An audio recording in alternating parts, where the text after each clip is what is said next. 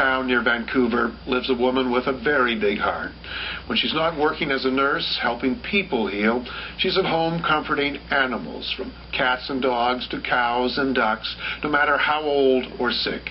If they're in need of love, they get it from Carol Hine. The CBC's Duncan McHugh recently spent a day with her. When the economy goes to the dogs, pets are sometimes the silent sufferers. This van and its furry cargo drove 12 hours because their northern owners can't afford to keep them. The good news, all have new homes in the south. Except Maggie. There she is. Hello, Maggie. Rescued from a puppy mill, Maggie spent her life in a cage, producing babies. Her body is now riddled with cancer. The shelter had no choice but to put her down. And does she have any medications that she's taking right now? Until Carol Hine accepted Maggie at her hospice for aging and dying animals. Here, Maggie will enjoy full medical care for the rest of her days. We're finally starting to recognize that we do have an obligation to provide palliative care for animals that are sick and dying. And palliative care does not mean curing them. What it means is maintaining their quality of life and having them enjoy the life for the time that they have left. And so that's what we focus on here. It's called Saints, the Senior Animals in Need Today Society. 25 dogs and 50 cats, all elderly, many with serious illnesses. Arthritis, diabetes, leukemia, to name a few. So come on in. When did you start this? When did you build it? About 4 years ago, I purchased the property. It was a grow-up at the time, and the buildings are set up so it was perfect to set up a sanctuary. Yeah. Quiet, guys. We're coming. They know we're coming. They do. They like visitors. So this is the main dog area. Carol started rescuing animals when she was a kid. Now she devotes her whole life to them, not to mention her home. This is your bedroom? This is my bedroom. And I know it sounds a bit nutty. Hi. Come on, guys.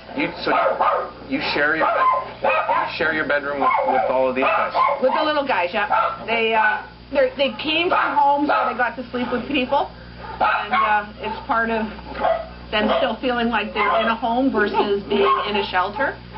No small sacrifice because, like 12-year-old Daphne, half the animals here have no control of their bowels. The number one reason why they won't ever find homes because people don't want to adopt incontinent animals. But the problem is that just because they're incontinent doesn't mean they don't have a really good quality of life and they can't enjoy that life. You just have to learn how to manage it. And if you look at it from human point of view, as humans age, we have incontinence issues also, and we learn to manage those, and there's no reason why we can't learn to manage those with our pets. It's a lot of work to keep it clean, and it's a lot of bleach. Leaky, crippled, old animals are everywhere. Sorry, I should have warned you about that. The animals have the run of the house. They do. It's their home. The whole place has been set up so that it's their home, and then I just kind of fit myself in wherever I happen to fit. But there's only one room in the house that they're not allowed in, and that's my bathroom.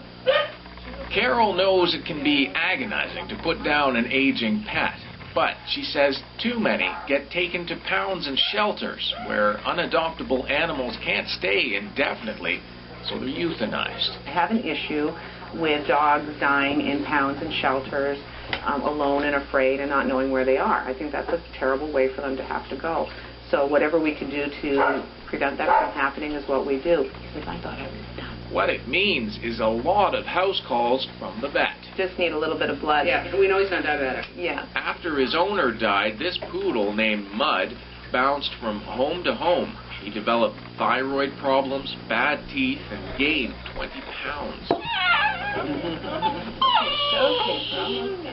Carol renamed him Les, and she'll pay thousands to treat him, a financial sacrifice many find hard to swallow.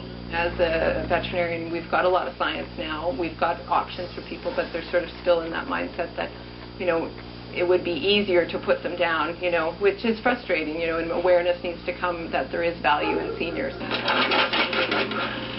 I mean, this is extraordinary. How many animals you have? How do you pay for it all?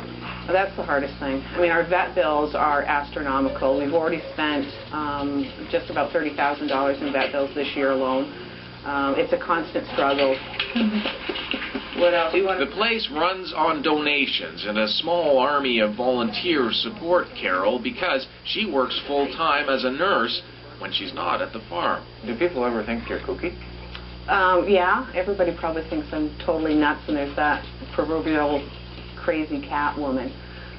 Is it a bit nuts? It is crazy what we do here. But the bottom line, somebody has to do it. Hey, come on, guys.